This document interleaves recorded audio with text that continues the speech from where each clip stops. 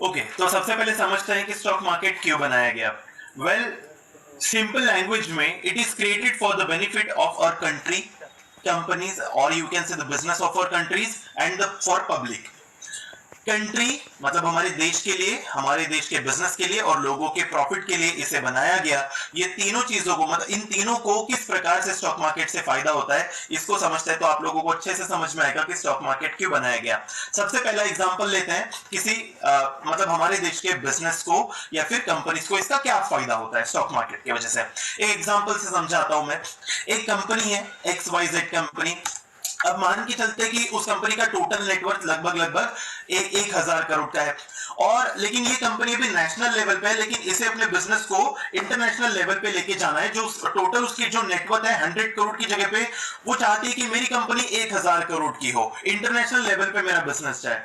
तो इसके लिए कंपनी को फंडिंग की जरूरत चाहिए रहेगी हमेशा। सो अभी फंडिंग को इकट्ठा करने के लिए XYZ कंपनी क्या करेगी, पब्लिक में एक आईपीओ लॉन्च करेंगे। आईपीओ का मतलब क्या होता है? That is called as initial public offering. XYZ company अपने कंपनी के बिजनेस को एक्सपांड करने के लिए लोगों से बोलेगी कि आप हमारी कंपनी के शेयर्स खरीदिए, आप हमारी कंपनी के स्टॉक्स खरीदिए। उसके अगेंस्ट में मैं आप लोगों को हमारी कंपनी की पार्टनरशिप दूंगा, मैं आपको मेरी कंपनी की शेयर्स दूंगा, मैं अपनी कंपनी की हिस्सेदारी आपको दूंगा।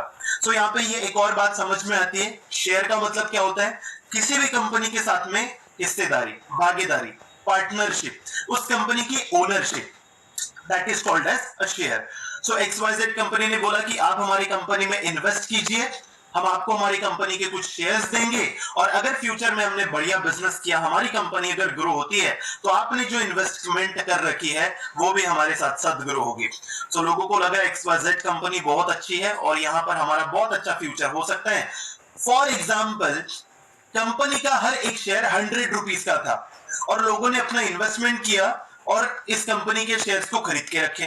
कंपनी के पास में फंडिंग आ गई, कंपनी ने अपने बिजनेस को एक्सपांड कर दिया, ये तो हो गया कंपनी का बेनिफिट। लेकिन अब पब्लिक को क्या बेनिफिट हुआ? फॉर एग्जांपल 2-3 सालों में ये 1,000 करोड़ की कंपनी मान के चलते 2,000 करोड़ की हो जाती है।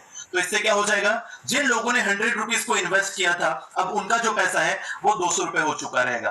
फॉर एग्जाम्पल, आने वाले 5 सालों में ये कंपनी अब 5,000 करोड़ की हो जाती है। तो इससे पब्लिक को क्या बेनिफिट होगा? वेल, कंपनी ने तो कमाया, अपना बिजनेस को एक्सपेंड किया, कंपनी ने तो कमाया। पब्लिक को क्या फायदा हुआ इससे? 100 रुपए इन्वेस्ट किए थे, अगेंस्ट में 5 साल बाद जब कंपनी 5,000 करोड़ की हो गई, तो लोगों को बेनिफिट हुआ 500 रुपए, मतलब 400 रुपए का नेट प्रॉफिट वो पब्लिक ने कमा ली थी इस कंपनी के साथ में रहते हुए। सो इसी तरीके से क्या फायदा हुआ फिर आइए समझते हैं। कंपनी को डेफिनेटली फंडिंग मिल गई, अपना बिजनेस एक्सपांड उन्होंने कर दिया। पब्लिक को क्या फायदा हुआ? कंपनी ने ग्रो किया तो पब्लिक का पैसा ग्रो किया, लोगों ने बिना कुछ काम किए कंपनी में सिर्फ इन्वेस्टमेंट करके पैसे कमाए। यहां पे समझ में आता है इन्वेस्टमेंट के दो तरीके होते हैं। First is a solid investment, second is a liquid investment. अब ये सॉलिड इन्वेस्टमेंट क्या होता है? वेल, आप कोई भी प्रॉपर्टी खरीदते हो, लैंड खरीदते हो, गोल्ड खरीदते हो, या फिर कोई बिजनेस खरीदते हो, that is called as solid investment. Liquid, लेकिन इस इन्वेस्टमेंट के लिए क्या प्रॉब्लम है? आपको बड़ा कैपिटल चाहिए हमेशा। On the other hand, liquid investment, mutual fund, stocks, index fund, ये सारे ऐसे इन्वेस्टमेंट होते हैं जो आप 100 रुपए से, 10 रुपए से, 50 रुपए से शुरू कर सकते हो, और अगर कंपनी आपका स्टॉक ग्रो करता है तो आपकी 100 रुपए की इन्वेस्टमेंट 500 रुपए की हो सकती है। एक छोटा मिडिल क्लास या फिर एक कोई पोअर पर्सन भी एक छोटी मोटी इन्वेस्टमेंट करके यहां से एक पैसिव इनकम कमा सकता है स्टॉक मार्केट से। सो ये पब्लिक का बेनिफिट हुआ। अब कंट्री का क्या बेनिफिट होगा?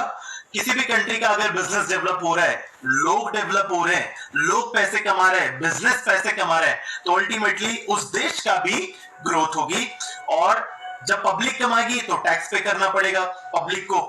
सो गवर्नमेंट के पास में रेवेन्यू जनरेट होगा, कंपनीज कमाएगी, उन्हें भी कुछ टैक्सेस पे करने पड़ेंगे, गवर्नमेंट के पास में रेवेन्यू जनरेट होगा, अल्टीमेटली कंट्री की डेवलपमेंट होगी।